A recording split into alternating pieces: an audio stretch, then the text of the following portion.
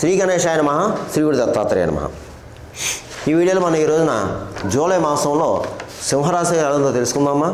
సింహరాశి మగ 1, 2, 3, 4 పాదాలు, అలాగే పుబ్బ 1, 2, 3, 4 పాదాలు, ఉత్తర 1వ పాదం సింహరాశిలోకి వస్తాయండి. ఈ రాశిలో ఉన్న స్త్రీలకి పురుషులకి ఈ మాసంలో గ్రహ సంచారం బాగుంది. కంగారు పడాల్సిన పని అయితే లేదు. యోగదాయకంగా ఉంది. కుటుంబ సఖ్యత బాగుంది. దంపతుల మధ్య ప్రేమ అనురాగాలు ఉంటాయి. కానీ అప్పుడప్పుడు చిన్న చిన్న కీచరాట్లు ఉంటాయి. దాన్ని పెద్దది చేసుకోవద్దు, అర్థం చేసుకుని మసలండి. ఇకపోతే మీ సంతానం బాగుంటుంది, బాగా చదువుతారు. బంధుమిత్రుల యొక్క ఆదరణ లభిస్తుంది. వారి యొక్క సహాయ సహకారాలు మీకు లభిస్తాయి. అలాగే ఆరోగ్య విషయం మాత్రం కాస్త జాగ్రత్త వహించండి. ఏమాత్రం అనారోగ్యం చేసిన వైద్యం సంప్రదించనమ్మా. ఇకపోతే ఇంట్లోని బయట కూడా ఎదురు చూస్తున్న పనుల్లో మీకు కార్యసిద్ధి లభిస్తుంది. మీకు వ్యవహార జయం, కార్యజయం, సంకల్ప సిద్ధి, కార్యసిద్ధి, మీరు అనుకున్న లక్ష్యం నెరవేరుతుంది. ఇంకా ధనపరంగా బాగుంది. ఆర్థిక విషయాలు సెటిల్ అవుతాయి. అలాగే భూగృహ సంబంధాల వేదికలు పూర్తవుతాయి. నూతన ప్రయత్నాలు ఫలిస్తాయి. విందు వినోదాల్లో పాల్గొంటారు. విలాసవస్తులు కొనుక్కుంటారు. గృహ నిర్మాణం చేపడతారు. వాహన యోగం కనిపిస్తుంది. ఇక తీర్థయాత్రలు చేస్తారు. దూర ప్రయాణాలు చేస్తారు. సంఘంలో పరపతి పెరుగుతుంది మీకు. అలాగే పెద్ద పెద్ద వాళ్ళని కలుసుకుంటారు. పెద్ద పెద్ద రాజకీయ నాయకులను కలుసుకుంటారు. మీరు కొన్ని బాధ్యతలు చేపడతారు. ఆ బాధ్యతలు సక్రమంగా నిర్వర్తిస్తారు. ఇకపోతే ప్రభుత్వ సంబంధించిన వ్యవహారాలు కూడా మీకు సక్సెస్ అవుతాయి. వృత్తిపరంగా బాగుంది. ఎవరు ఏ వృత్తిలో ఉన్నా సరే ఆ వృత్తిలో రాణింపు ఉంటుంది. మీకు గౌరవ పురస్కారాలు లభిస్తాయి. అలాగే మీ స్కిల్ ఏదైతే ఉందో బయటపడుతుంది. మీరు ఒక స్థాయి అండ్ ఒక మెట్టు ఎక్కుతారు. అలాగే రియల్ ఎస్టేట్ రంగంలో వరకు బాగుంది. మోటార్ ఫీల్డ్ వరకు బాగుంది. స్పెక్యులేషన్ లాభిస్తుంది. కాంట్రాక్ట్స్ ఎవరైతే ఉన్నారో మీకు బాగుందండి. కొత్త కొత్త కాంట్రాక్ట్స్ వస్తాయి మీకు. అలాగే రాజకీయ నాయకులకు బాగుందండి. ప్రజాసేవ చేస్తారు మీరు. ప్రజల్లో గుర్తింపు తెచ్చుకుంటారు మీరు. సన్మానాలు జరుగుతాయి మీకు. అయితే డబ్బులు మంచినీళ్ళలో ఖర్చు అవుతుంది. మీ ఆరోగ్యం జాగ్రత్త. శత్రువులు ఉంటారు, తస్మాత్ జాగ్రత్త. కళారంగంలో ఉన్నవారికి అందరికీ బాగుందండి. సినిమా టీవీ రంగంలో ఉన్నవారికి బాగుందండి. అలాగే మంచి మంచి సువర్ణ అవకాశాలు వస్తాయండి మీకు. అన్ని రకాల డిపార్ట్మెంట్ వరకు బాగుందండి. అవకాశం సద్వినియోగం చేసుకోండమ్మా. అలాగే అన్ని రకాల వ్యాపారస్తులకు బాగుంది. ప్రభుత్వ పరంగా, ప్రైవేట్ పరంగా ఉన్న ఉద్యోగస్తులకి బాగుంది. నిరుద్యోగులు మాత్రం తప్పనిసరిగా ఉద్యోగ ప్రయత్నం చేసుకోండి. తప్పనిసరి మీకు ఉద్యోగం రావడం ఖాయం. వివాహం అయ్యే అమ్మాయిల అబ్బాయిలు కూడా ప్రయత్నం చేసుకోండి అమ్మా. వివాహ ప్రయత్నాలు ఫలిస్తాయి. ఇక ఈ యొక్క సింహరాశి వారికి జూలై మాసంలో నేను చెప్పిన ఈ రాశి ఫలాలు, గోచార ఫలితాలు కేవలం మీకు 40% వర్తిస్తుంది.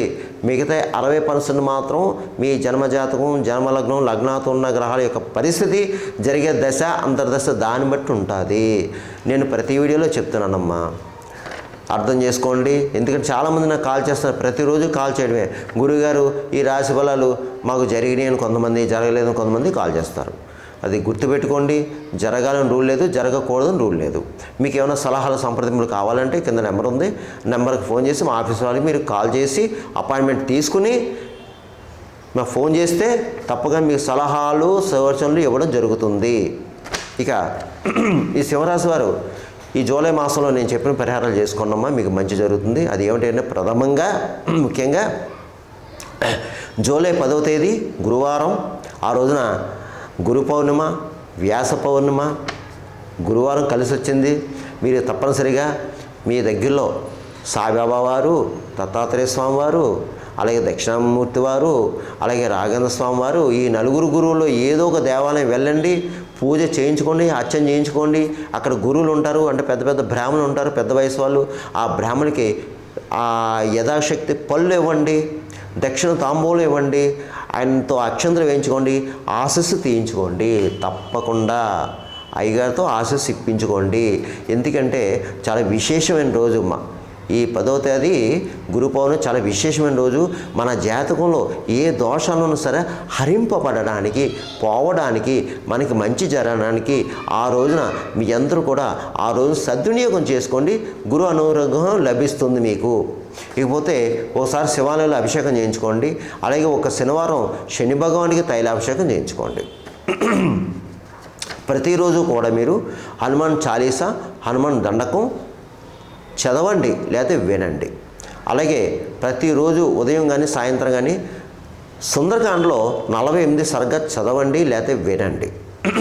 ఇక మూగజీవులకు ఆహారం పెట్టండి అమ్మా. మూగజీవులకు ఆహారం పెట్టండి, కాకులకి తీపన్నం పెట్టండి, గోకి గడ్డి వేయండి, పావురాలకి జొన్న వేయండి, పిచ్చుకలకి చిరుధాన్యం వేయండి. అలాగే కుక్కలకి బిస్కెట్లు, బ్రెడ్, పెరుగన్నం కూడా పెట్టండి వీలైతే. భిక్షగాలు తారసపడితే భిక్షగాలకి తినడానికి ఏమైనా పెట్టండి, పండో ఫలమో. తర్వాత ఏదో ఎంతో కొంత ధనాన్ని చేతిలో పెట్టండి.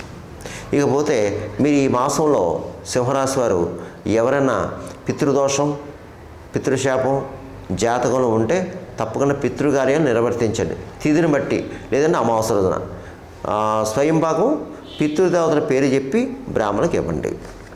ఇక వీలైతే ఈ మాసంలో మీరు ఇంట్లో కానీ దేవాలయంలో కానీ సత్యనారాయణ స్వామి వ్రతం చేయించుకోవడం ప్రయత్నం చేయండి. మీకు ఆ వ్రతం చేయించుకుంటే తప్పకుండా సత్యనారాయణ స్వామి అనుగ్రహం, ఆశీస్సు మీకు లభిస్తుంది. కాబట్టి ఈ సింహరాశి వారు ఏమీ భయపడాల్సిన పని అయితే లేదు. కంగారు పడకండి, నిర్భయంగా ఉండండి, మనోనిబ్బరంగా ఉండండి, మనోధైర్యంగా ఉండండి. అడుగు ముందుకేయండి, మీరు సక్సెస్ అవుతారు. సర్వేనా సుగుణో భవంతు. శుభమస్తు. స్వస్తి.